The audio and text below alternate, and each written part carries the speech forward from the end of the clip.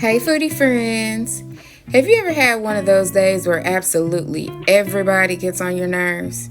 Your coworkers, the customers, your dog, the cat, every email notification.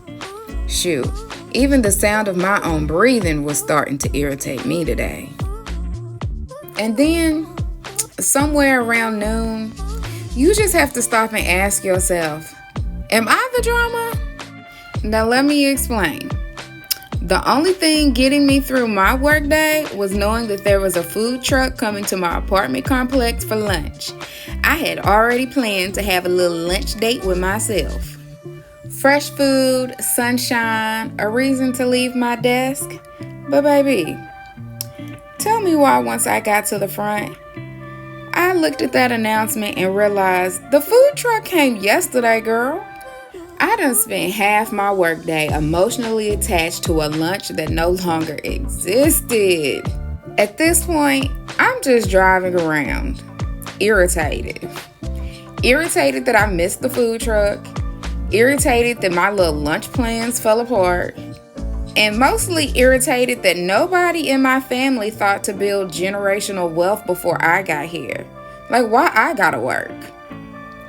And now, I got 45 minutes to find some lunch and convince myself that I actually wanted to finish the rest of my shift. That's when I remember my coworker Betty had done sent me her little food review request. Weeks ago, she had messaged me talking about Vicky. You need to go try the hooks and ladder sub from Firehouse. Now, I hadn't gone yet, and if I'm gonna be honest, Firehouse subs just never seemed like the kind of meal that could pull me out of a bad mood. I need emotional support today. I need motivation today. I need something that's gonna have me skipping back to my desk ready to serve these people. And I just wasn't convinced that a sandwich was ready for this type of responsibility today. So off to Firehouse I went. The minute I walked in, instant regret. The whole place was given Subway with a college degree. And I'm standing there thinking, Lord, this is not the emotional support lunch that I ordered. At this point, today is determined to humble me. All I knew was that I had spent $18 on a sandwich that was probably about to disappoint me more than my ex. And I was gonna have to have a very respectful conversation with Betty when I got back to work. Because girl, why you do me like this? Once I got back to my desk, I finally mustered up the courage to eat this little sandwich. Because let's be for real, people are losing jobs, bills are high, gas is expensive, and here I am acting like the world is ending because I skipped breakfast. The food truck I wanted came yesterday, and now I'm hangry. Like, girl, have several seats. Pull yourself together. Today wasn't trying to take you out. You just needed to eat something. Now, despite everything I just said, I decided not to tell Betty I didn't want any more food recommendations from her.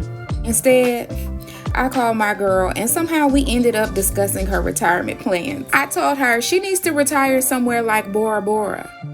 Somewhere she can sit up under a shade tree, drink fresh coconut juice, and spend her days watching sea turtles instead of answering boring emails. Then I asked if she put me in her suitcase, and I promised I would bring my own snacks and I would stay out the way. And once we got there, I'd find us a sugar daddy rich enough to fund the both of our retirements.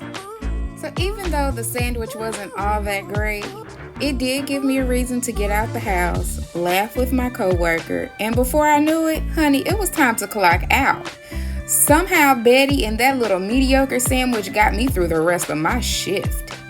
And honestly, that's all I was trying to do. I just wanted to make it through the end of the day, so I could clock out, waddle my way to my balcony, go climb in my little hammock, and enjoy the few peaceful hours I get to myself and just pretend like the rest of the world does not exist.